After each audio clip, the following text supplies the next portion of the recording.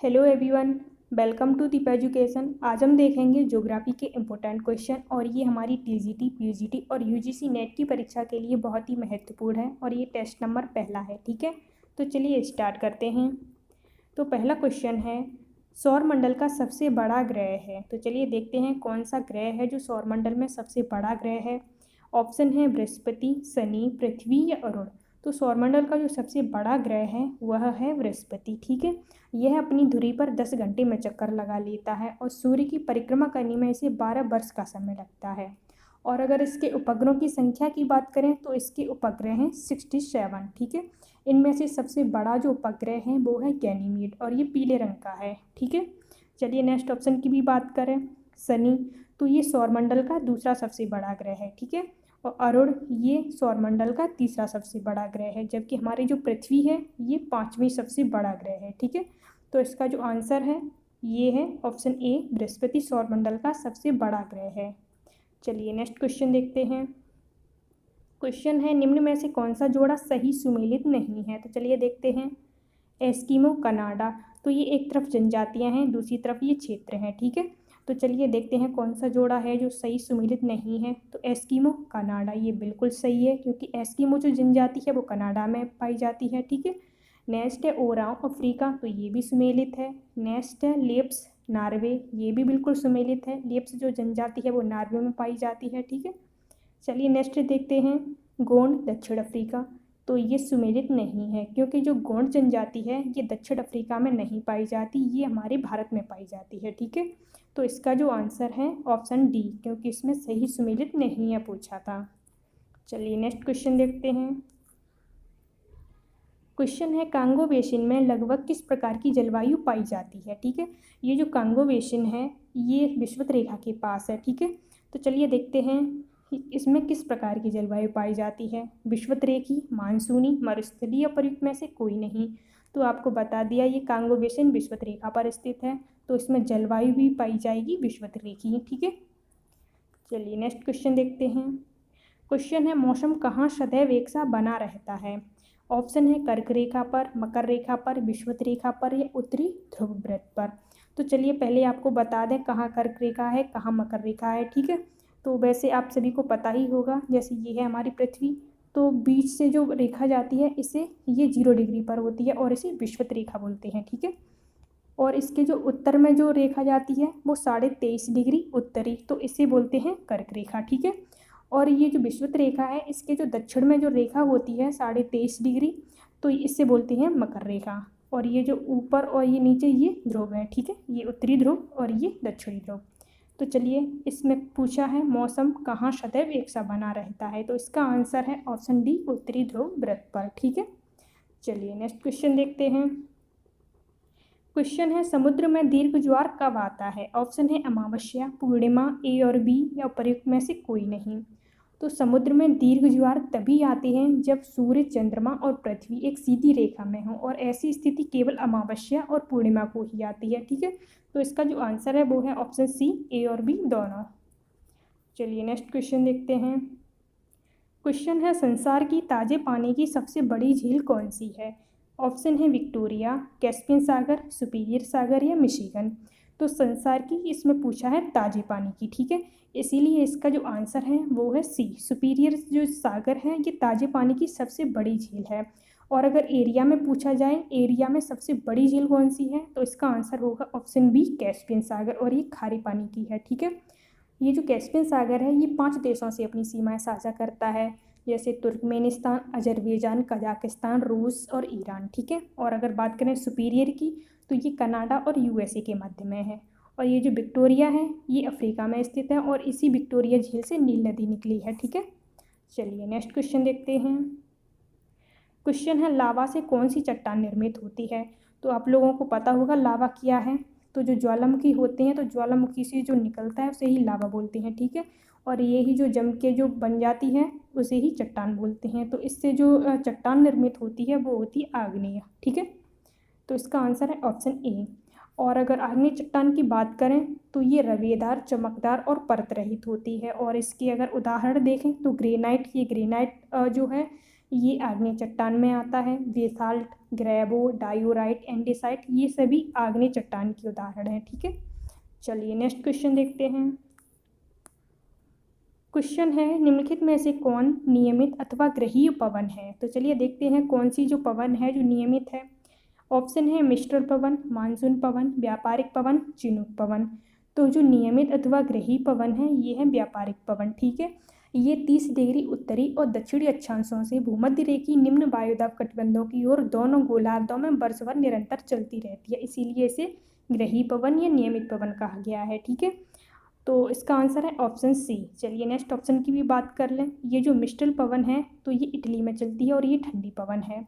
Chinook ये USA और Canada में चलती है, ये शुष्क पवन है। ठीक है, और मानसून तो आपको पता ही होगा, अपने यहाँ मानसून आता है। ठीक है, तो चलिए नेक्स्ट क्वेश्चन देखते हैं।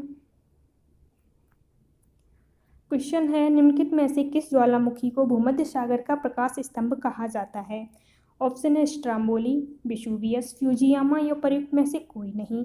तो आप सभी को पता होगा भूमध्य सागर का प्रकाश स्तंभ कहा जाता है स्ट्राम्बोली को। ठीक है, इसका आंसर है ऑप्शन ए। और ये जो स्ट्राम्बोली है ये इटली में स्थित है। ओके, और नेक्स्ट ऑप्शन की बात करें विशुवियस, तो ये भी भूमध्य सागर में स्थित है। और फ्यूजियामा ये जापान में स्थित है। ठीक है, चलिए नेक्स्ट क्वेश्चन देखते हैं। क्वेश्चन है, निम्न से किस विद्वान को भूगोल का पिता कहा जाता है? तो चलिए देखते हैं। ऑप्शन है हिकैटियस, हेरोडोटस, ये हिप्पार्कस है। ओके, नेक्स्ट है पैसिडोनिया। तो चलिए देखते हैं भूगोल का पिता किसे कहते हैं। तो भूगोल का पिता कहा जाता है हिकैटियस को, और अगर इतिहास का पिता पूछा जाए तो उससे कहते हैं हेरोडोटस को। ठीक है, इसमें पूछा है भूगोल का पिता, तो इसका आंसर है ऑप्शन ए हिकैटियस। चलिए नेक्स्ट क्वेश्चन देखते हैं। क्वेश्चन है, निम्न में से कौन सी नदी पश्चिपाद डेल्टा का निर्माण करती है? ऑप्शन है मिसिसिपी, अमेजन, नील या ब्रह्मपुत्र। तो पश्चिपाद डेल्टा का निर्माण करती है मिसिसिपी नदी। ठीक है, चलिए नेक्स्ट क्वेश्चन देखते हैं। क्वेश्चन है, इनमें से कौन सा जोड़ा सही सुमेलित नहीं है? ओके, चलिए देखते हैं। सापेक्ष आर्द्रता, साइक्रोमीटर, ये बिल्कुल ठीक है। सापेक्ष आर्द्रता को साइक्रोमीटर से मापा जाता है। नेक्स्ट है वायु वेग, तो वायु वेग को एनीमोमीटर से मापा जाता है, ये भी बिल्कुल ठीक है। नेक्स्ट है वायुमंडलीय दाब, तो इसे बैरोमीटर से मापा जाता है, बिल्कुल ठीक है। नेक्स्ट है वर्षा, अल्टीमीटर, तो ये गलत है क्योंकि जो वर्षा है तो वर्षा को रेन गेज से मापा जाता है, न कि अल्टीमीटर से। तो इसका जो आंसर है इसका है आंसर डी। ओके, चलिए नेक्स्ट क्वेश्चन देखते हैं। नेक्स्ट क्वेश्चन है, निम्नलिखित में से किस महाद्वीप को उसके काफ़ी बड़े भाग में वर्षा की कम मात्रा की प्राप्ति के कारण प्यासी भूमि का महाद्वीप कहा जाता है? तो चलिए देखते हैं। ऑप्शन अफ्रीका, एशिया, ऑस्ट्रेलिया या यूरोप। तो आपका जो आंसर है वो है ऑस्ट्रेलिया। ठीक है, आप अफ्रीका देखिए, अफ्रीका मत टिक कर देना, इसका आंसर है ऑप्शन सी ऑस्ट्रेलिया। चलिए नेक्स्ट क्वेश्चन देखते हैं। क्वेश्चन है, निम्न में से कौन सा जोड़ा सही सुमेलित नहीं है? ओके, एक तरफ ये संस्थान है, दूसरी तरफ ये जगह है। चलिए देखते हैं।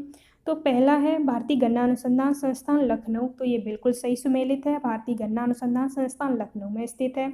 नेक्स्ट है भारतीय कृषि अनुसंधान संस्थान, ये नई दिल्ली में स्थित है।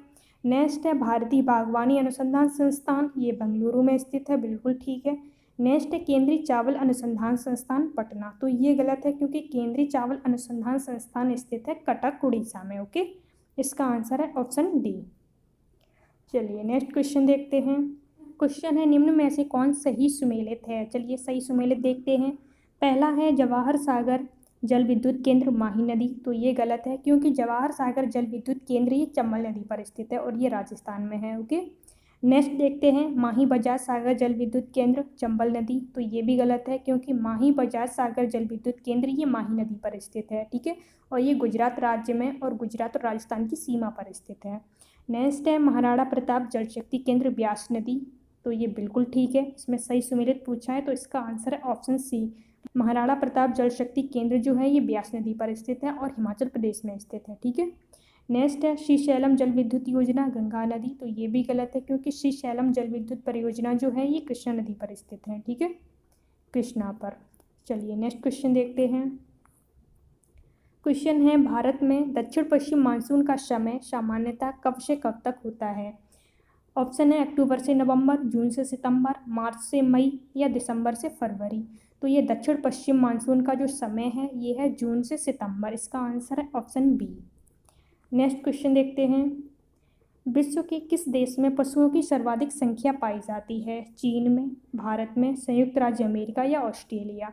तो अब चीन देख के इस पर टिक मत कर देना, क्योंकि ये विश्व में सबसे अधिक जो पशुओं की जो संख्या पाई जाती है वो हमारे भारत में पाई जाती है। ठीक है, तो इसका आंसर है ऑप्शन बी।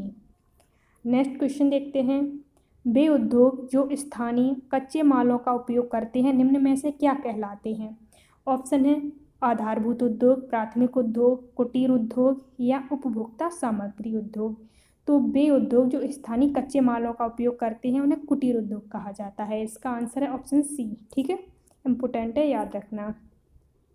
नेक्स्ट क्वेश्चन है। लोकटक शक्ति परियोजना निम्नलिखित में से किस राज्य में स्थित है? ऑप्शन है पश्चिम बंगाल, मेघालय, केरल या मणिपुर। तो इसका आंसर है ऑप्शन डी, मणिपुर। ये लोकटक शक्ति परियोजना मणिपुर में स्थित है। नेक्स्ट क्वेश्चन देखते हैं। नेक्स्ट क्वेश्चन है निम्न में से कौन सा जोड़ा सही सुमेलित नहीं है? ठीक है, तो चलिए देखते हैं। तो पहला है भावनगर ज्वारी शक्ति परियोजना, तो ये बिल्कुल ठीक है, भावनगर ज्वारी शक्ति परियोजना से जाना जाता है। ठीक है। नेक्स्ट है भद्रावती लौह इस्पात उद्योग, तो ये भी बिल्कुल ठीक है, भद्रावती लौह इस्पात उद्योग के लिए प्रसिद्ध है। नेक्स्ट है मीठापुर क्लोरीन उत्पादक, ये भी बिल्कुल ठीक है। नेक्स्ट है कोयना सौर विद्युत शक्ति केंद्र, तो ये गलत है, क्योंकि जो कोयना है वो जल विद्युत शक्ति केंद्र के लिए प्रसिद्ध है। ठीक है, तो इसका जो आंसर है वो है डी। चलिए नेक्स्ट क्वेश्चन देखते हैं। क्वेश्चन है कयाल निम्न में से क्या है? ऑप्शन है उत्तर के विशाल मैदान में मिलने वाली निम्न भूमि के क्षेत्र, केरल के तट पर मिलने वाले लैगून, सिंह की गर्दन के बाल या हिमाचल प्रदेश में फलों के बगीचे।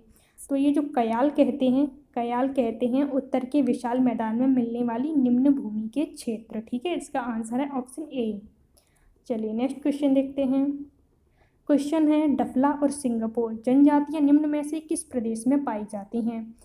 ऑप्शन है आंध्र प्रदेश, मध्य प्रदेश, हिमाचल प्रदेश या अरुणाचल प्रदेश। तो ये डफला और सिंगापुर जनजातियां पाई जाती हैं मध्य प्रदेश में। इसका आंसर है ऑप्शन बी। ठीक है, चलिए नेक्स्ट क्वेश्चन देखते हैं। क्वेश्चन है निम्न में से कौन सा जोड़ा सही सुमेलित नहीं है? तो इस तरह के क्वेश्चन बहुत आते हैं, कौन सा जोड़ा सही सुमेलित है या नहीं है। ठीक है, और मिलान करने वाले भी बहुत क्वेश्चन आते हैं। तो चलिए देखते हैं। तो पहला है भारत का बगीचा बेंगलुरु, बिल्कुल ठीक है, भारत का बगीचा बेंगलुरु को कहा जाता है। नेक्स्ट है इंग्लैंड का बगीचा कैंट, बिल्कुल ठीक है, ये इंग्लैंड का बगीचा कैंट को कहा जाता है और ये इंग्लैंड में ही स्थित है। ठीक है। नेक्स्ट है यूरोप का रोगी तुर्की, तो ये भी बिल्कुल ठीक है। नेक्स्ट है क्वेकर सिटी एवर्डीन, तो ये गलत है, क्योंकि क्वेकर सिटी फिलाडेल्फिया को कहा जाता है, न कि एवर्डीन को। ठीक है, इसका जो आंसर है वो है डी। चलिए नेक्स्ट क्वेश्चन देखते हैं।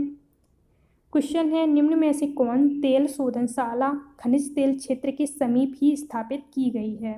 इम्पोर्टेंट क्वेश्चन है। तो ऑप्शन है विशाखापट्टनम, बरौनी, नूनामती या मथुरा। तो इसका जो आंसर है ऑप्शन सी, ये जो नूनामती तेल शोधनशाला है ये खनिज तेल क्षेत्र के समीप ही स्थापित की गई है। ठीक है, और ये असम में स्थित है, गुवाहाटी असम में। चलिए नेक्स्ट क्वेश्चन देखते हैं। क्वेश्चन है भारत के सबसे दक्षिणी भाग में स्थित पहाड़ियाँ निम्न में से कौन सी हैं? तो भारत के सबसे दक्षिणी भाग में पूछा है, चलिए देखते हैं। ऑप्शन है नीलगिरी, पालिनी, इलायची या कार्डेमम या अन्नामलाई।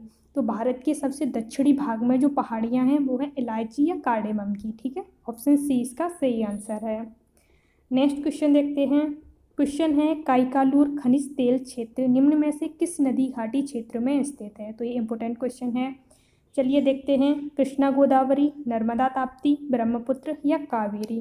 तो ये जो काइकालूर खनिज तेल क्षेत्र है ये ब्रह्मपुत्र नदी घाटी क्षेत्र में स्थित है। ठीक है, अगर ब्रह्मपुत्र नदी की बात करें तो ये मानसरोवर झील से निकली है और ये बंगाल की खाड़ी में गिरती है।